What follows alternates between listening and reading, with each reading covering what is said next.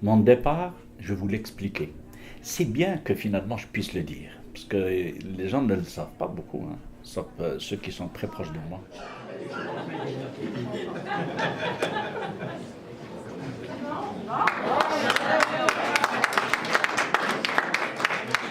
Azedine Lachaud d'abord est venu ici au Canada sans le vouloir. En l'espace de 3 jours, il fallait que je décide de partir de mon pays. Donc je suis un réfugié politique. J'ai une tête francophone, arabophone aussi, parce que je suis un excellent bilingue, mais pas en anglais. C'est ce qui a fait que j'étais obligé de refaire ma vie complètement. Quand on est en Algérie, qu'il faut sauver sa peau, il fallait trouver une destination. On a eu vent, par le biais de toutes sortes de réseaux, en particulier un qui avait été mis, qui existait à l'époque, qui s'appelait le pont Québec-Algérie. Il y avait des gens qui étaient là-dedans, avec lesquels on a pu prendre contact, grâce à un réseau qui avait été conçu à partir de la France, par Pierre Bourdieu, le sociologue là, connu. Il avait donc des liens ici pour essayer d'accueillir les Algériens qui venaient, qui fuyaient. Et à l'époque, il y avait la Coupe du Monde de football, de soccer, aux États-Unis. C'est comme ça qu'on a eu un visa pour aller voir la Coupe du Monde. Donc, on avait l'information selon laquelle il fallait arriver à Plattsburgh et de là prendre un taxi pour rentrer, pour être déposé pas loin de la frontière, parce que le taxi n'avait pas le droit de nous accompagner jusqu'à la frontière, ni d'ailleurs l'autocar, parce que sinon il passerait sous le coup de la loi comme passeur.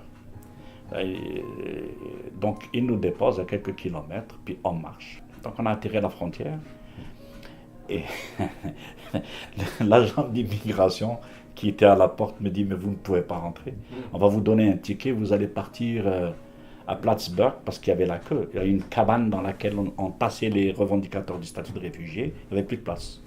Je commençais à pleurer, je lui ai dit: écoute, j'ai 287 dollars US en poche, c'est toute ma fortune. On s'est résolu à rester, mais en occupant un espace qui est celui qui était offert, parce que le Québec donne cette possibilité d'exercer sa citoyenneté sans, même si on n'a pas de papier.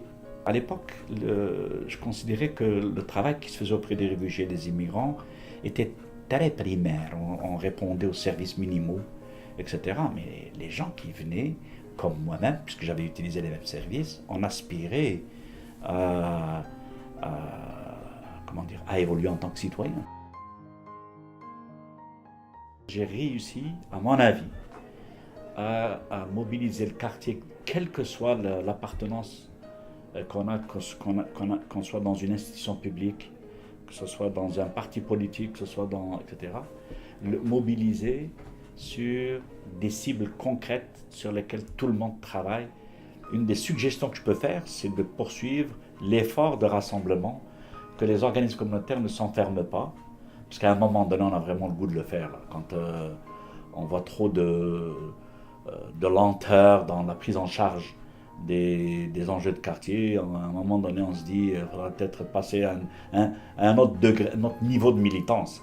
Peut-être qu'il faudrait y penser aussi un peu. C'est-à-dire la défense des droits dans notre quartier devrait être une des préoccupations, à mon avis, du réseau communautaire, mais pas seulement eux. Parce que si je vois un peu les élus que nous avons au niveau municipal et même à d'autres niveaux, il y a une écoute, il y a un accès facile, il y a une volonté de faire quelque chose. Charge pour le réseau communautaire de s'ouvrir à la communauté et à une vie démocratique réelle dans leur fonctionnement. Je pense que c'est ça l'atout. La force du réseau communautaire réside là-dedans. Il n'y a pas de mot de la fin, c'est pas fini pour moi. La Solidarité Antique, c'était une expérience extraordinaire. Elle a répondu vraiment à ce à quoi j'aspirais, faute d'autre chose. C'est-à-dire, c'était d'abord juste pour remplacer une carrière qui n'était pas possible à réaliser ici, mais c'est devenu une passion incroyable.